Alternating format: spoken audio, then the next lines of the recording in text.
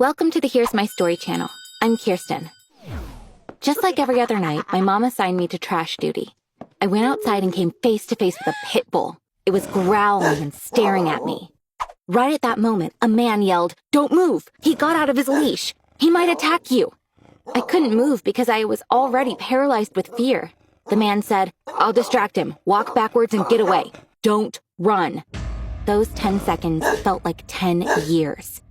First, I walked slowly like the guy said, but then I had to get going. I turned around and ran home as fast as I could. I hated taking out the trash because things like this happen to me all the time. Just last week, I almost got hit by a drunk driver. I walked into the living room, trying to catch my breath. My mom and my brother Sean were playing a board game and having a blast. "Mom, I almost got attacked by a pit bull. I was barely able to get away. Why am I the only one taking out the trash? Sean should also do it once in a while," I said. Mom was upset because I interrupted their game. "You're just like your dad, complaining all the time," Sean asked with a smirk on his face. "Mommy, did my dad ever complain?" Mom replied, "Your dad was a perfect man. That's why I left Kirsten's dad for him. But then your dad left me." And she laughed.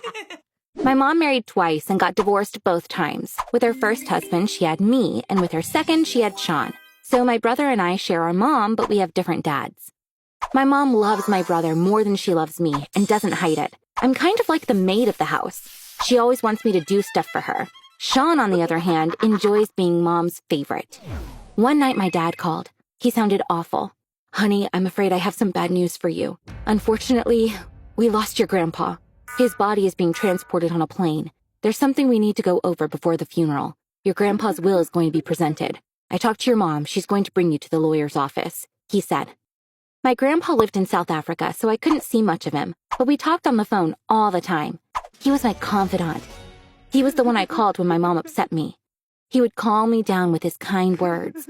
"Come, live here with me," he'd say.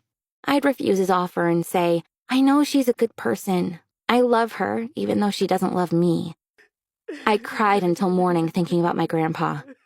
As Mom took me to the lawyer's office, she said, "Sean has a soccer game today. Couldn't this guy have died another day?"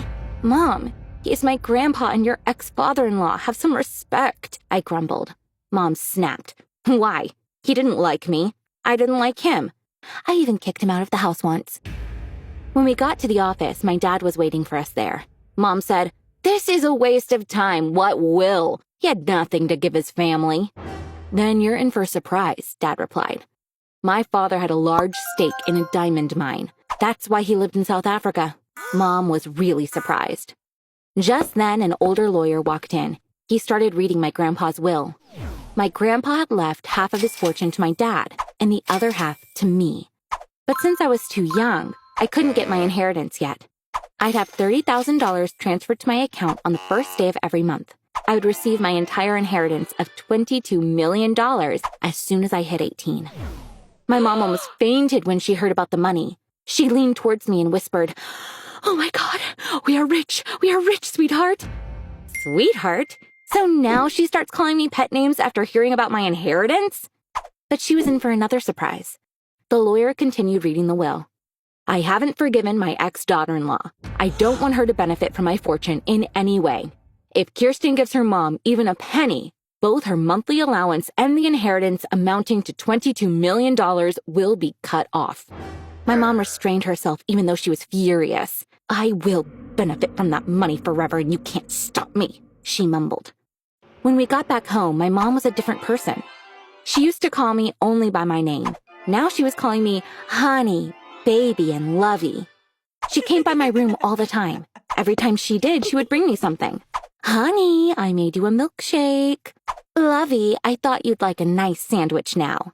She would only do this kind of thing to Sean before. I thought I had just become Mom's favorite. What would Sean do when he realized this?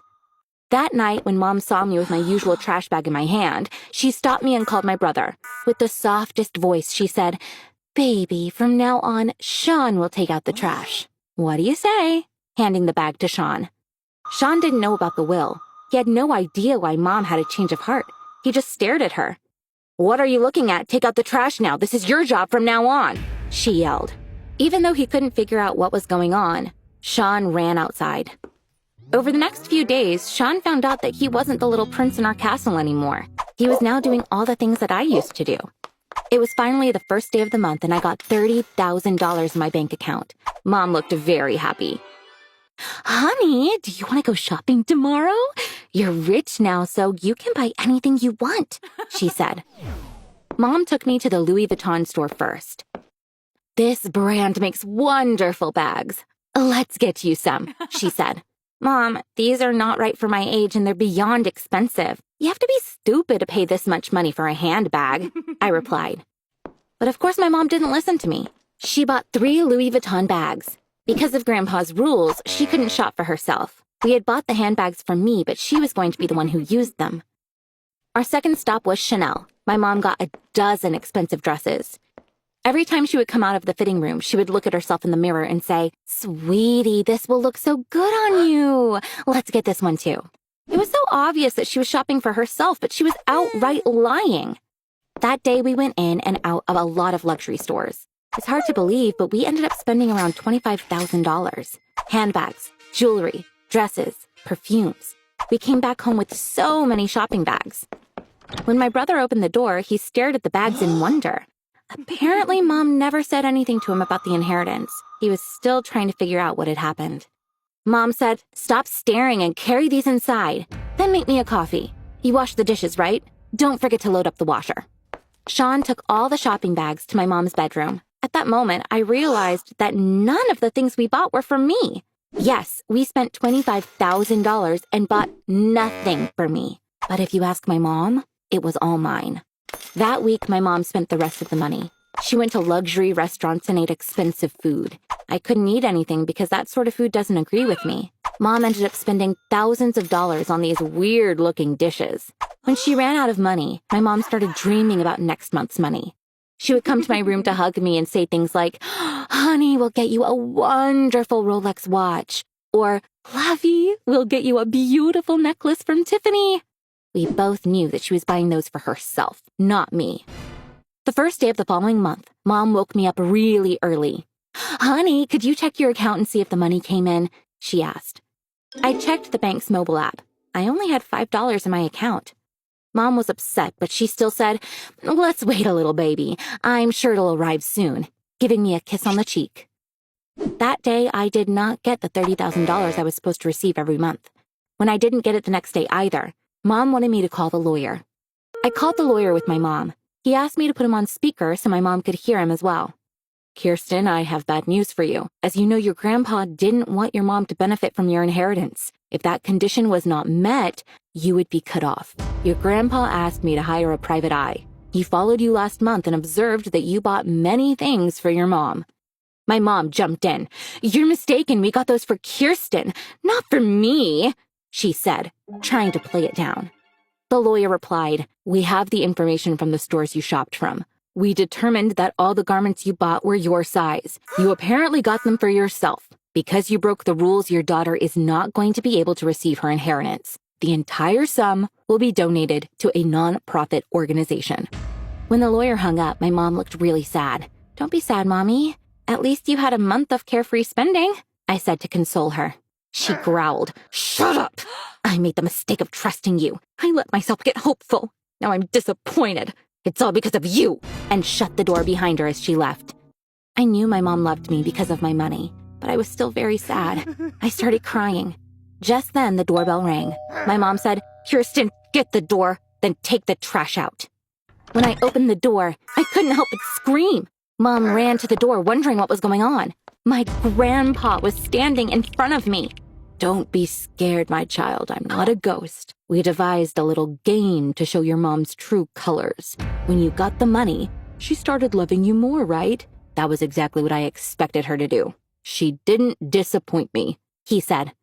When she heard this, Mom started crying silently. She was too ashamed to look me in the eyes. She knew she'd made a mistake, but it was too late. Grandpa said, "My sweet girl, get your stuff. Come with me to South Africa for a while. Let's give your mom some time to think about what she's done. Maybe she'll come around." It's been 4 months since that day. She called me for the first time last month. She apologized so many times and really looks like she meant it. but I'm still not sure